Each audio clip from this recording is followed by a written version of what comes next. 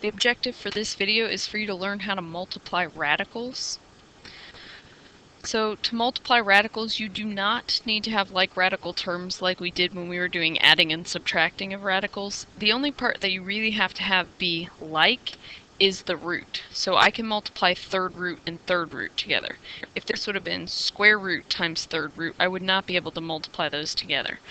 So I'm going to multiply the parts that are outside the radical together, and then the parts that are inside the radical together.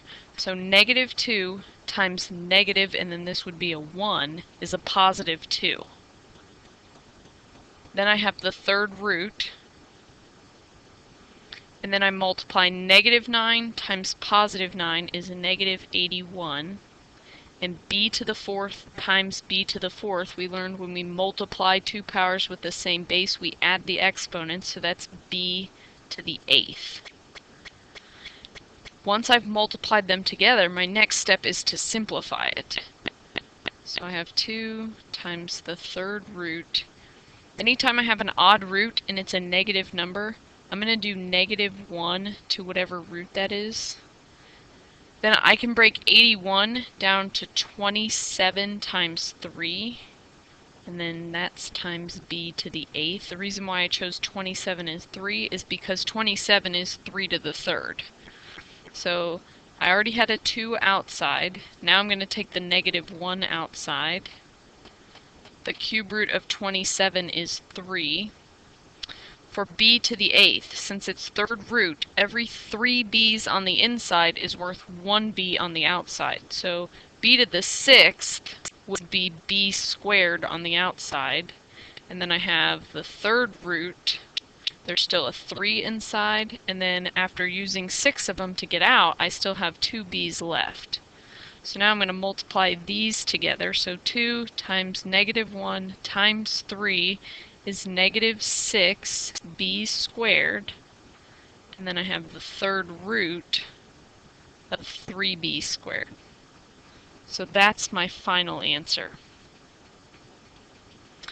If I have a problem like this still follows the distributive property, so I'm going to distribute negative 2 square root of 2x to each of these terms in parentheses. So first I'm going to multiply this times 5x. When I do that, negative 2 is not inside a radical, neither is 5x. So I can multiply those two parts together. That's negative 10x. And then the only radical part that I have is the square root of 2x. Next, I'm going to still multiply that negative 2 square root 2x to negative 3 square root 7x. So I can multiply the parts that are outside radicals. So negative 2 times negative 3 is positive 6. Then I can multiply the parts that are inside the radical since they're both square roots. 2x times 7x is 14x squared. So now I've distributed everything. I'm going to see what I can simplify. With this, I can't simplify anything, so that's negative 10x square root 2x. Over here, there isn't a perfect square that goes into 14, so I cannot simplify the square root of 14, but I can take the square root of x squared. So that's going to be 6x square root 14. Now, here I'm adding radicals together. These are not like radical terms. The radicand, 2x and 14, are not the exact same. So this would be my final answer. I would have to stop right here. I could not simplify these. So now we'll go back to one that's the 7th root again. Since they're both 7th root, I can multiply them together. It does not matter when I'm multiplying if the radicands are the same. It only matters when we're adding and subtracting. So I'm going to multiply the 3's together because they are both numbers that are outside the radical symbol. So 3 times 3 is 9. And I have the 7th root. Now I'm going to multiply the two radicands together. So 3 times negative 4 is negative 12. I have two powers with the same base. They both have a base of m. So I'm going to add the exponents. 6 plus 3 is 9. So I have m to the 9th. Anytime we have a negative number on the inside, as long as our root is odd, that negative can come out. So this would be the same as 9 times the 7th root of negative 1 to the 7th times 12 times m to the 9th. So for every 7 m's, one of them comes to the outside. So I have 9 right here. The 7th root of negative 1 is negative 1. I have 9 m's, which is more than 7, so I can use 7 of them to make 1 on the outside. Then I have the 7th root of 12. I used 7 of the 9, so there are still 2 left. Now I multiply 9 times negative 1 times m. That's negative 9m, 7th root of 12m squared. And that's my final answer. I cannot simplify that any further. Alright, we're going to go ahead and do one like this. Another distributive problem. Move it down just a little bit. So here I'm going to start by taking this 4 and I'm going to distribute it to the negative 2. So 4 times negative 2 is negative 8. Then I'm going to distribute the 4 all the way over to the negative 2 square root 3x. So the 4 is not inside a radical symbol, neither is the negative 2, so that part of it is negative 8, and then I still have the square root of 3x.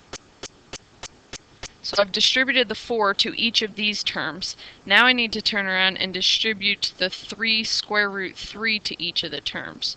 So when I multiply these two together, I can multiply the 3 and the negative 2 and get negative 6, and then I still have a square root of 3.